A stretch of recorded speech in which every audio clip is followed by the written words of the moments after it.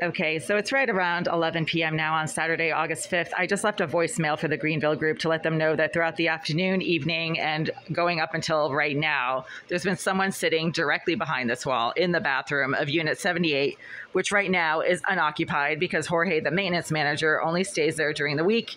He's certainly not there on Saturdays or Sundays. He's certainly not there now. And this means that the psychotic and perverted sex offender / cyber criminal and surveillance expert and obsessive stalker named Jasmine Irizarry, who lived directly behind this wall for the last 8.5 years, has now been re-accessing her old unit over the last, 12 hours and engaging the same exact psychotic pattern of stalking, harassment, and intrusive behavior as she has been against this wall for the last 8.5 years. 25 minutes ago, I tried to quietly use the toilet in my bathroom for its intended purposes, and there were no fumes or odors in this area before I used the bathroom. The psychotic stalker had been sitting behind this wall throughout the afternoon, blowing marijuana and cigar fumes straight through the wall while I was standing at the kitchen sink throughout the afternoon, but it stopped maybe around 7 or 8 p.m. And then it just suddenly started again as soon as I sat on the toilet in my bathroom. And right now the door to this bathroom is closed because somebody sitting in the bathroom 78 is literally smoking directly behind this wall. And this entire bathroom space right now is filled with really intense, overpowered, oh my God, it's like literally pouring through this wall right here. It's coming from right here and it's filling this entire corner right here. So again, this entire bathroom is now filled with really overpowering, intense marijuana and cigar fumes. And the fumes have been coming from behind this wall right here as well. It's the same corner of the bathroom of 78 where this sick and twisted psychotic sex offender named Jasmine Irizarry has lived for 8.5 years, was moved out a few months ago, according to Greenville management. They say that she doesn't live there anymore.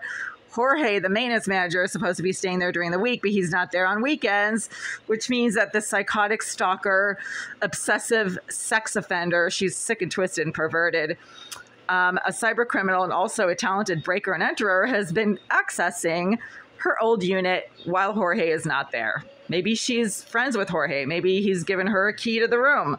I don't know. All I know is that she's directly behind that wall.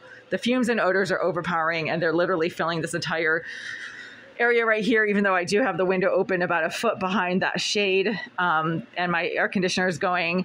There should not be overpowering, intense, sickeningly thick marijuana and cigar fumes coming from behind this wall, filling my entire bathroom, but there are. And this started happening about a minute after I sat on the toilet in my bathroom in the dark. So I actually turned off all the lights, and she started getting really aggressive behind the wall of my toilet. I was tapping the toilet lid against the back of the toilet for privacy while I was sitting there.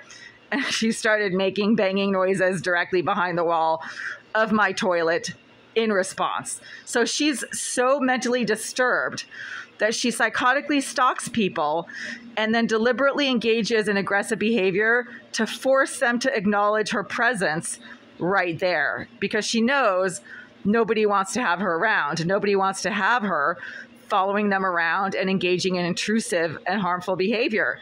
So she does it because she's a psychopath. She likes to instill fear and distress in other people. That's what psychopaths live for. They are malignant sadists, and they live for inflicting harm, distress, and chaos on other people. All the serial killers are psychopaths. Not all psychopaths are serial killers, but most of them engage in some type of degree of pathological harm towards people around them because they can't control their need to inflict pain and distress on other people. So she deliberately smokes, burns, and propagates these intense fumes and odors whenever I try to use a toilet in my bathroom, and whenever she's able to access the bathroom behind this wall, which is no longer her unit. So she's breaking and entering, basically. Again, Jorge, the maintenance manager, now stays in that unit during the week. But the psychotic stalker / sex offender who lived there for 8.5 years continues to access that unit. And she's been sitting there all afternoon, intermittently blowing very intense and overpowering bursts of marijuana and cigar fumes from behind this wall whenever I've done anything in this unit that she had an issue with, but that she's able to see and hear.